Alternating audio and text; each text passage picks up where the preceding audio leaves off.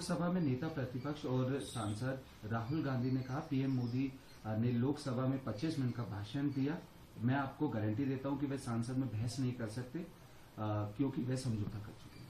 नहीं, हम लगातार बहस की मांग कर रहे थे और पहले भी हमने देखा कैसे जो फॉरेन मिनिस्टर हैं, फॉरेन मिनिस्टर अपनी बात कहकर चले गए, पर उन्होंने कोई भी स्पष्टीकरण जो होता है, जो विपक्ष का अधिकार होता है, उसको नहीं होने दिया। सिमिलरली कल प्राइम मिनिस्टर ने स्पीच दी है, उन्होंने यही कहा है कि पूरे देश में इस तरीके का माहौल है, दुनिया भर में ये माहौल है। ये तीसरे हफ्ते में आकर कह रहे हैं। अगर प्रधानमंत्री पहले ही हफ्ते में देश को बताते कि क्या कारण था कि आप इजरायल गए थे युद्ध छिड़ने से 2 दिन पहले, क्या कारण था कि हमने जब उनके ईरान के सुप्रीम लीडर की डेथ हुई, हमें 3 दिन लगे कि ऑफिशियली हम उनका कंडोलेंस व्यक्त कर सकें, जबकि शिया कम्युनिटी 4th लार्जेस्ट अगर शिया कम्युनिटी कहीं रहती है तो हमारे देश में रहती है।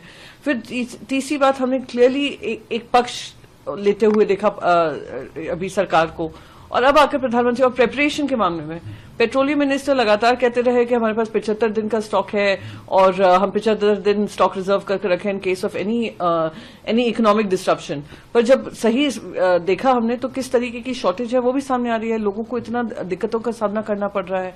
फिर आप याद दिला रहे हैं कोविड के समय की, कोविड का समय पूरी दुनिया में उसका इम्पैक्ट हुआ था और सारी ही दुनिया एकदम से एक सरप्राइज शॉक था। यहाँ पे लगातार अमेरिका बताई जा रही थी ईरान को लेकर क्या उनकी सोच है और कहीं ना कहीं अटैक होने वाला है।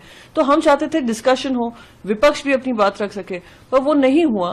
पर क्योंकि ये तीसरे हफ्ते तक युद्ध चला गया है और कोई खत्म होने का नाम नहीं ले रहा है, तो इट वॉज इम्पोर्टेंट कि प्राइम मिनिस्टर आकर क्लैरिफिकेशन देते। वो उन्होंने कल सदन में रखा है बात। आम आदमी नियोजक अरविंद केजरीवाल ने कहा मोदी जी 2026 तक प्रधानमंत्री नहीं रहेंगे। अब मोदी जी और अमित शाह बाहर होने वाले हैं, उनका साम्राज्य खत्म होने वाला है। जिस तरीके से लोगों के मन में एक आक्रोश है ये व्यवस्था को लेकर, एलपीजी को लेकर, शॉर्टेज, गैस सप्लाई के शॉर्टेज को लेकर, और जैसे ही पहले हफ्ते में ये युद्ध छिड़ा था, पहले ही हफ्ते में सबका दाम बढ़ा दिया था। अभी भी एयरफेयर्स के दाम बढ़ रहे हैं, फ्यूल सरचार्ज लग रहा है, इन्फ्लेशन काबू में आने का नाम नहीं ले रहा है। मैं मानती हूं कि ये एक्सटर्नल डिस्ट्रप्शंस है, पर क्या हमारे देश को प्रिपेयर नहीं होना चाहिए था? जब कम प्राइस, डिस्काउंटेड प्राइसेस पे तेल खरीदा जा रहा था, तो उसका जो मैं कहती हूं उसका जो फायदा है वो देश की जनता को नहीं पहुंचाया। अब देश की जनता को भुगतना पड़ रहा है क्योंकि आप अपनी नीति और नीयत आपकी साफ नहीं है।